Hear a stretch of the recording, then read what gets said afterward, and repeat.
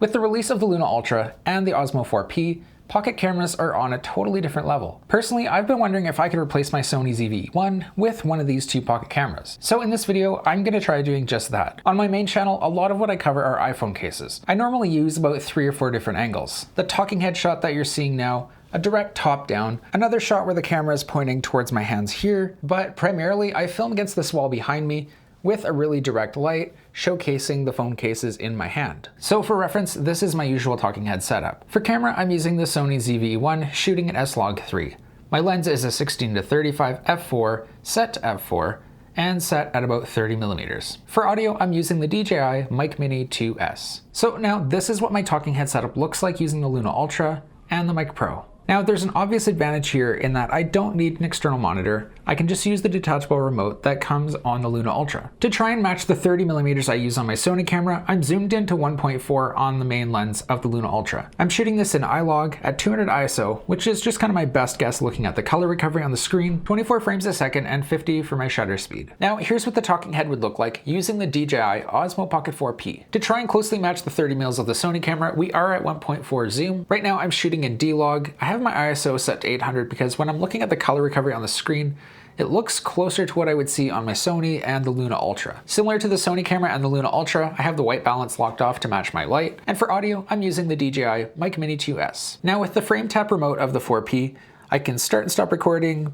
move the camera around, and generally see what's going on, but I have limited control of the actual 4P itself. Now here's an angle that I've used a handful of times. What I really like about this angle is that it gives me a really good way to showcase products, while also letting me have my phone just out of shot where I might have some script points or other things that I need to reference. This is what my close-up abilities look like when I'm using my Sony setup. I like to keep this angle at about 29 or 30mm, just enough to remove this white portion of the table that shows up above the mat. So for reference, here's what it looks like when I'm showcasing this Pitaka case. Now let's switch over to the Luna Ultra. So here's what this angle looks like using the Luna Ultra, with the Mic Pro again as my audio. Now on the Sony with this angle, I do use the product showcase mode. So on the Luna Ultra, I've changed the focus to its equivalent. Now for the videos I do, something that's actually kind of important is the minimum focus distance so that I can show little details of these cases. So this is what up close looks like on the Luna Ultra, and it looks like I'm able to get actually quite close to the case. And now for reference, here's what the Osmo 4P looks like when I'm doing that same angle. Like the Sony camera and the Luna Ultra, I have this set to its product showcase product feature mode. So it should be zooming in on the case and paying less attention to things behind it like my shirt or my arms. Switching now over to the Kadabe case, here we're trying to see what our minimum focus distance is. But it looks like we can get about here and we're still nice and crisp. So pretty similar to the Luna Ultra from what I can tell. So on my main channel, one of the shots I primarily used for a really long time was this top-down angle. This whole angle is relatively easy to set up, and all I need is a table, one light, and a camera. Now the thing I liked a lot about using this angle is that you get nice clarity of the case and some good separation between the case and the mat,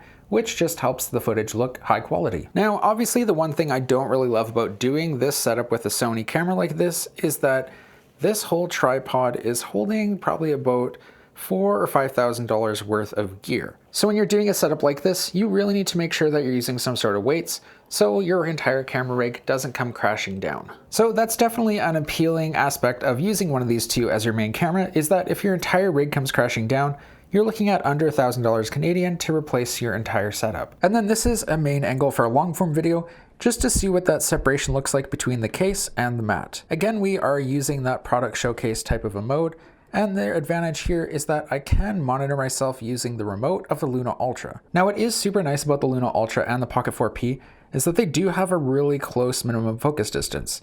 So if you're trying to do these close-up product showcase modes, then these two cameras are going to work out quite well. And then switching focus now to that main kind of angle, this is what it would look like on the Pocket 4P. Similar to the Luna Ultra, we do have the product showcase type mode of this camera turned on, so we're able to get nice and close to the case and create some separation between the camera and the background. Now the tricky part with doing an angle like this is that the best way you're able to monitor what you're doing is using this little remote, which, like you can see, in log mode is only showing as gray and not color recovery.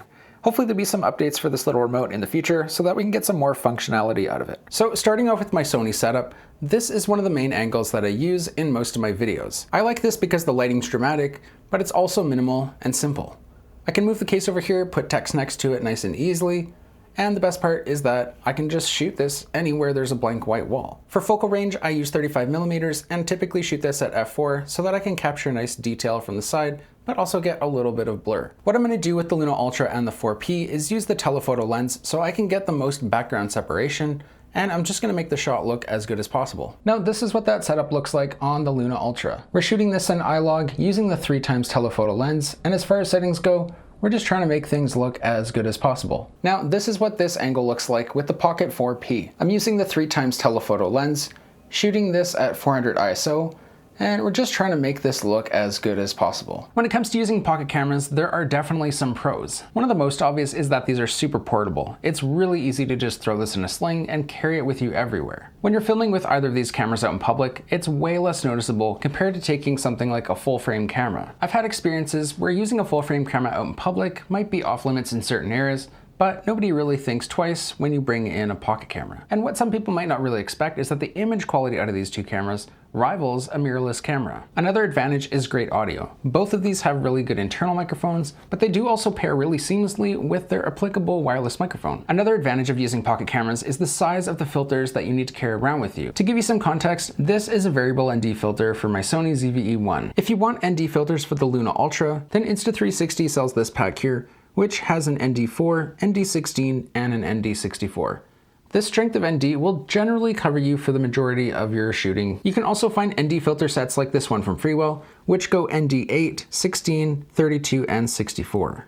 These filters are super easy to use. They just snap magnetically onto the front of the camera. And then if you're looking for filters for the 4P, DJI sells this set here, which covers you from ND16, 64 up to 256. Filters on the 4P work a little differently. They're not magnetic, it's more of a clip system. So you twist to release the hooks and then remove it, and then to install a new filter, put it on at a slight angle, and twist to lock it on. Now, there are reasons that I would stick with just using a mirrorless camera. One of the most obvious is the fact that I can change the lens on the Sony camera, where on here I'm limited by a 1x or a 3x option. For audio with a mirrorless camera, there are a ton of different options available, not all of which are gonna work with something like a pocket camera. And ultimately, a mirrorless camera has a bigger sensor, which is just gonna give you factually better image quality. After doing this test, there's no doubt that a mirrorless camera is gonna give me the best results. But the fact that I can get such good image quality out of a pocket camera makes them extremely tempting. A pixel peeper might be able to tell if I'm using a pocket camera, but for the majority of viewers, it's the actual content that matters. I think as long as I put in the time and effort to best understand how to light either of these cameras, then I could definitely replace my Sony ZVE1 as my main YouTube camera. Now, if this video has given you the confidence you need to use one of these cameras as your main YouTube setup,